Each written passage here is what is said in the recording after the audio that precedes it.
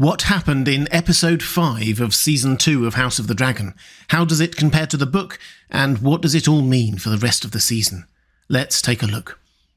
Hi everyone, this is Robert. Welcome to In Deep Geek. We're covering House of the Dragon in full on this channel, as well as George R.R. Martin's wider world of Ice and Fire, and The Lord of the Rings. Welcome. And this is your obvious spoiler warning for the show and what happens next in the book. We join the action in the aftermath of the Battle of Rook's Rest, a battle that both sides suffered from. Team Green had their king and his dragon incapacitated, and Team Black lost the castle itself, Meleys, and most significantly Rhaenys. And the person who it hits hardest is Corlys. In a world of toxic relationships, his and Rhaenys' marriage, as shown on the show, seemed positive. Not without difficulty, they were two strong characters, but they clearly loved each other and tried to communicate about important things. And at a bigger level, Corlys has suffered a lot already in this story at the hands of Rhaenyra and Daemon.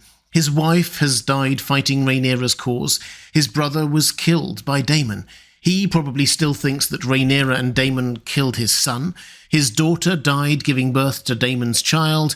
The grandchild he had named his heir was killed on a mission for Rhaenyra. And now another grandchild, Baela, rejects being his heir. If only he had some bastard children somewhere who liked boats and sailing that he could legitimize and make his heir. Also, how is he to react to being offered the role of Hand of the Queen? You can understand why Rhaenyra would offer it. She needs authoritative figures to help control her small council, but it must seem like a poisoned chalice to Corlys. One perhaps surprising rebellious voice in the small council is that of Jace, the heir. His mother has basically said that he has to stay on Dragonstone with his dragon because Vhagar would be more than a match for them if they happened upon each other. But then he remembers that there is an army of 2,000 Northmen heading south, so he heads off to the Twins to negotiate with House Frey. The geopolitical point here is obvious, with Daemon stuck at Harrenhal with uncertain loyalties, and the Knights of the Vale not on their way. More on that in a moment. The only army Team Black knows is theirs are those Northerners Cregan Stark promised. They will presumably be heading south down the King's Road, meaning that if they want to get to the west of the river to face the advancing Lannister army we keep hearing about, they have to cross there. Lord and Lady Frey clearly want to get the most of this that they can, extracting a price for the crossing. It's like Robb Stark's army in the Game of Thrones all over again, or 170 years earlier. This time, though, they aren't looking for a royal betrothal, but instead a guarantee of protection against Vhagar. And they also want Harrenhal. Jace agrees on his mother's behalf, even though this is all done completely behind her back. And to be fair, she doesn't seem too hard on him when he returns. Perhaps this is because she too is frustrated, not just with her council talking around her and the loss of Rhaenys' trusted voice, but also because she knows that her council have a bit of a point. She wasn't ever trained for war. Enter Messalina, who points out that there is more than one way to fight a war. It isn't all just about raising an army. We don't hear her exact plan, but it clearly harks back to one of the main themes of this whole season, how it is the small folk of King's Landing that are suffering the most. Food is getting scarce, the king has fallen, and parading Meleys' head through the city was treated like a dark omen rather than a victory parade. Can the people be turned against Team Green and to Rhaenyra's advantage? Rhaenyra's lady-in-waiting Elinda Massey is dispatched to King's Landing. And seriously, that's now 4 members of Rhaenyra's inner council who have been smuggled into King's Landing in just 5 episodes. Team Green really should keep a closer eye on the docks. It looks like she goes to visit Deanna, the serving girl that Aegon assaulted back in Season 1. I think we also saw her earlier this season serving drinks in the establishment to Ulf and later Aegon visit. She has every reason to hate Team Green, and probably knows a lot about what's going on in King's Landing. Rhaenyra also sends out Sir Alfred Broom, that most awkward of small council members, on a mission to ask Daemon what he's up to, and try to figure out what he's planning. I'm sure the small council will be easier to manage in his absence too. But what is going on with Daemon? Well, he's still trying to gather together an army from the Riverlands, but still having little success. The Brackens won't submit to the Blackwoods, even when threatened by Caraxes, so he gives House Blackwood carte blanche to basically commit atrocities and drive the Brackens to their knees. This seems like it might work, but then a delegation of Riverlords arrive angrily to confront Daemon about the horrors that have been done in his name and under the Targaryen banner. He is a tyrant, they say, and it's hard to disagree, and they won't support him. Keep an eye on this developing narrative. Not long ago, Rhaenyra was being vilified as the monstrous, then Aegon for killing those innocent rat-catchers, now Daemon, and surely soon Aemond too. How long until the small folk start to conclude that all Targaryens are monsters? And Daemon's visions keep coming. This time he sees his mother. Let's gloss over what the two of them were doing in that dream, but in the books, Alyssa died when Daemon was only 3, so he hardly knew her, but will have felt her absence. And now here, she's telling him exactly what he wants to hear. He was her favourite and better suited to be king. Interestingly, he follows this dream up by deciding that he should now be called king, without the consort bit, and that he should probably go and take the Iron Throne for himself, and Rhaenyra can come and join him later if she wants. He's still justifying this on the grounds that he is better suited to leadership and can make the right, tough decisions. I think we're being invited to look at his decisions in this episode and decide quite how deluded he is being. And each week, it has to be said, it's a little closer to outright treason. Alice Rivers doesn't seem impressed anyway. She claims to hear things on the wind and throws a barb at him about his mother, basically confirming her now as some kind of greenseer. So we need to start thinking not just about what her agenda might be, but that of the Weirwood Network and the Old Gods. Daemon may not be getting anywhere particularly quickly, but this is turning into an intriguing plotline. Let's turn our attention to King's Landing now, though.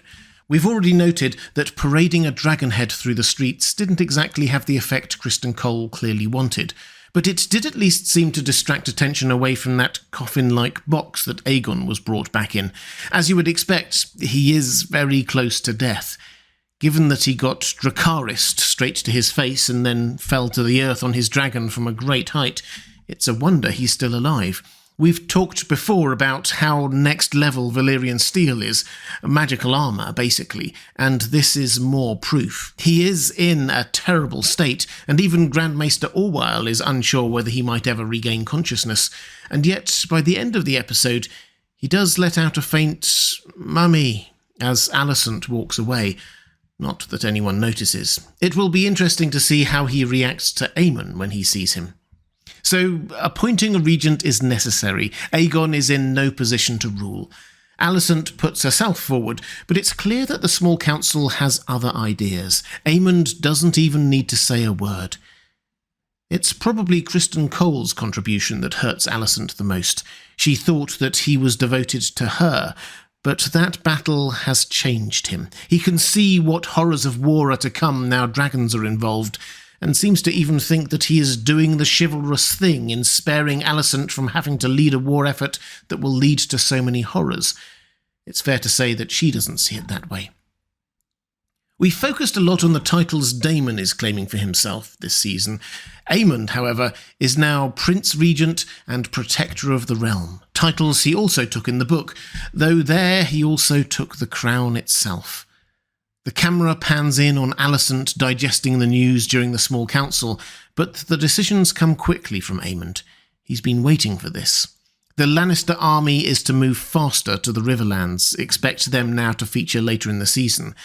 Cut down the rat-catchers. Close the city gates to stop anyone coming in or out of the city. That last one is way more significant than it seems. People are already having to eat mouldy food because of the naval blockade. Now even merchants bringing new food will be prevented from coming in. Alicent is right to look scared. We see the impact of the ongoing blockade on Hugh and his family. They have run out of food, and the money Hugh was promised by the Iron Throne has not been forthcoming, and they still have a sickly child. Hugh's wife suggests they go to Tumbleton, where her brother is. Book people will know that that doesn't bode well. It'll be a season 3 or 4 thing, but it's the site of perhaps the greatest horrors in the whole war. In the book, Hugh turns up on a dragon along with Ulf, changes sides, and even declares that he should be king. Without wishing to get too far ahead of this storyline, I think we can all imagine how, if his wife and child were the victims of something terrible in Tumbleton, that may lead to a significant change for this so far calm family man. Not that they managed to escape this time. The gates are shut just before they can make their way out.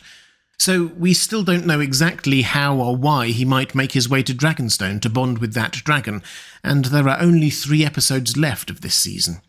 We do, however, see the start of Team Black thinking about how best they might utilise Vermithor and Silverwing, the 2 large, previously ridden but unclaimed dragons at Dragonstone. Jace suggests going back through the family histories to find some people in other noble houses who are descended from Targaryens. That's still a big step away from opening it up to Targaryen bastards, but it's a necessary first step.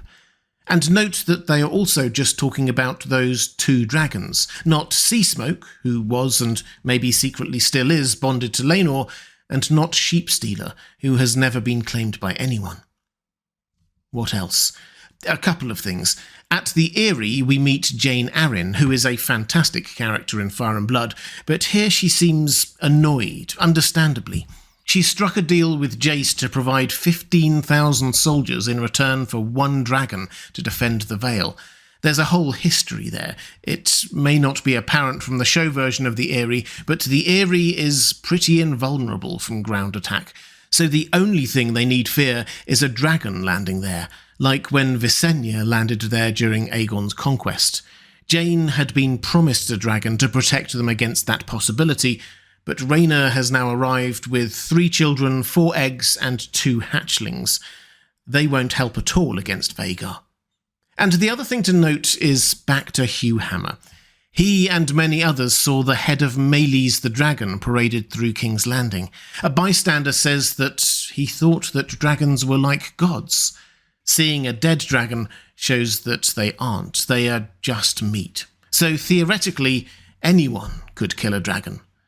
The people of King's Landing will remember that. If you'd like to see more videos breaking down House of the Dragon, there's a link to my playlist on the left of your screen.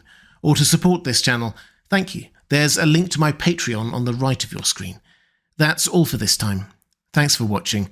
I'll see you again soon.